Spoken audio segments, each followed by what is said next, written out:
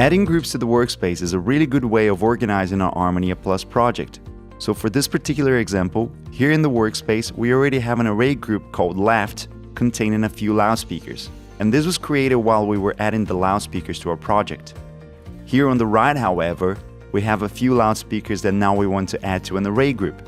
To do that, we just have to go under Design, Add, and then we click on the Array Group tool at the top bar. This will add an empty array group to the workspace that we can drag and move around.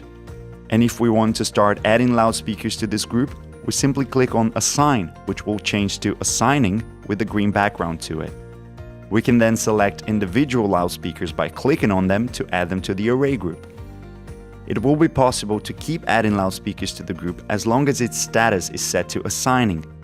If we click on Assigning again, this means we will be closing the group and we will not be able to add any more loudspeakers to it unless we click on Assign again.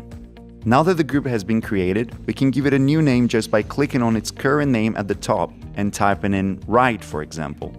And this is how we add and edit array groups in ArmoníaPlus.